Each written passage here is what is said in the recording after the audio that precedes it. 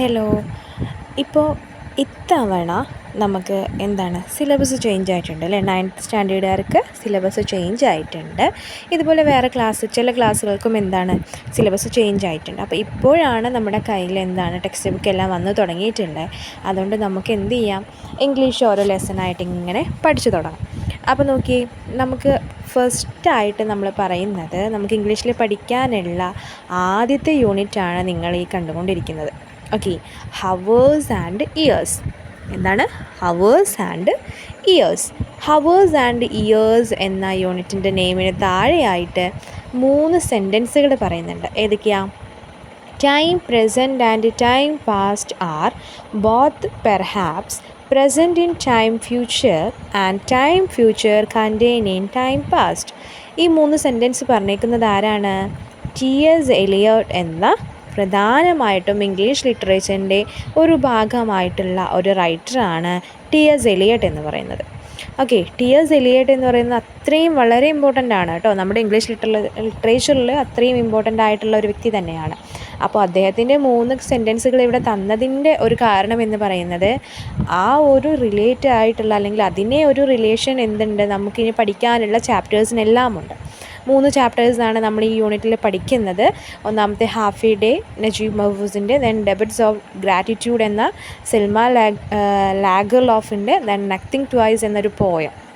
Okay, അപ്പോൾ എന്താണ് ഈ ഹവേഴ്സ് ആൻഡ് ഇയേഴ്സ് എന്ന് പറഞ്ഞതിൽ ആ ഒരു ടി.എസ്. എലിയട്ടിൻ്റെ വാക്കുകൾ കൊണ്ട് അർത്ഥമാക്കുന്നത്?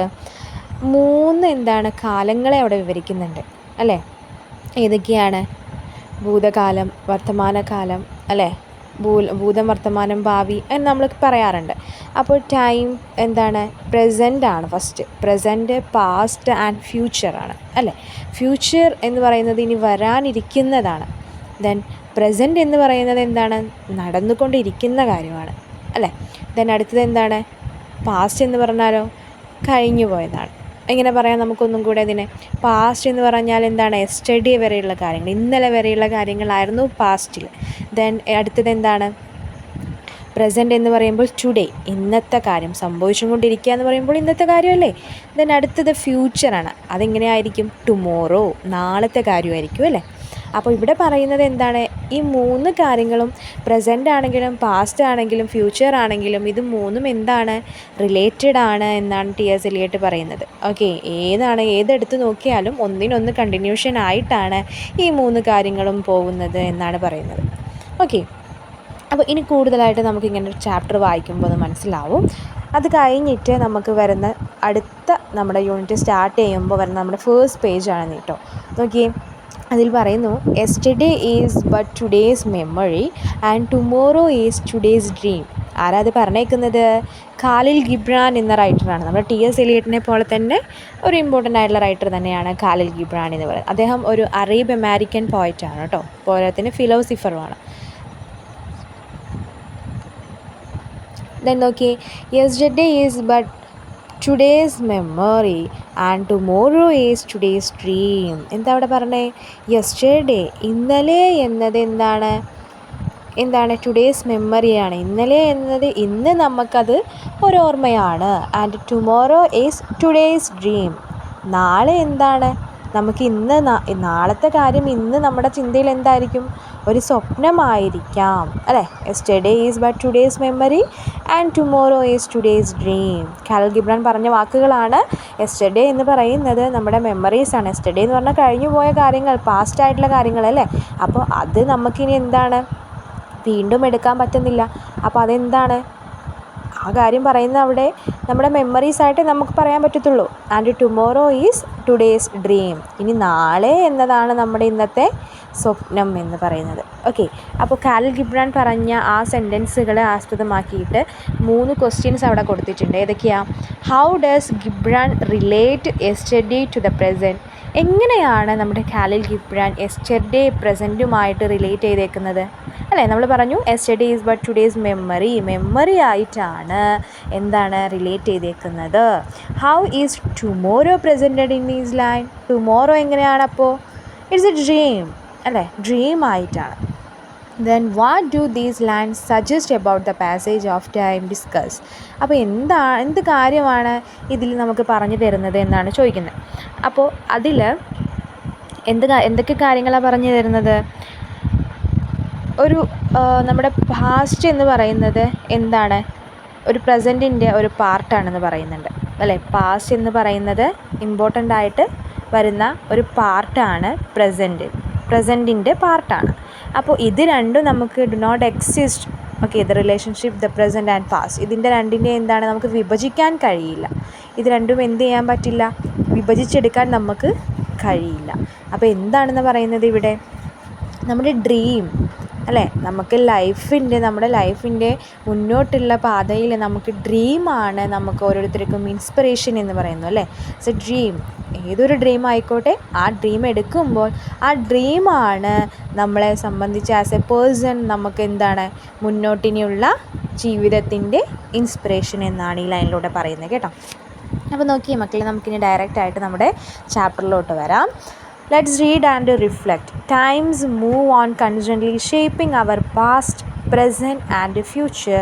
Memories are like threads woven into the fabric of our lives in moments of joy and sorrow. Do you agree? എന്താ അവിടെ പറയുന്നത്? Time moves on constantly shaping our past അല്ലേ. എന്താണ് ടൈം എന്ന് പറയുന്നത്? പാസ്റ്റിൻ്റെയും പ്രസൻറ്റിൻ്റെയും ഫ്യൂച്ചറിനെയും ഒക്കെ എന്താണ് ഒരു ഷേപ്പിംഗ് ആണ്.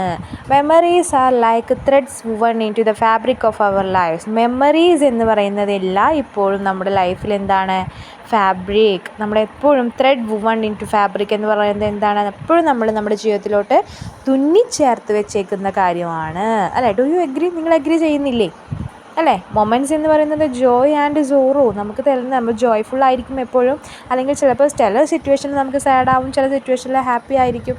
അങ്ങനെ ഒരുപാട് സിറ്റുവേഷൻസ് മാറി കടന്നു പോകുന്നുണ്ട് അല്ലേ.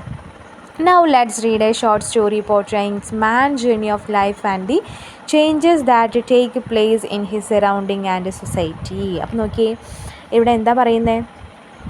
ഒരു മാൻസ് ജേർണി ഓഫ് ലൈഫ്, ഒരു മാനിൻ്റെ യാത്രയാണ്, ലൈഫിൻ്റെ ഒരു യാത്രയും. അതുപോലെ എന്താണ്? The changes that take place in his surrounding and society.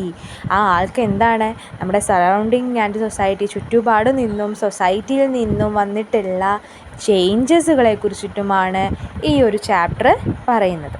Najeeb മഹഫൂസാണ് എന്തെഴുതിയേക്കുന്നത്?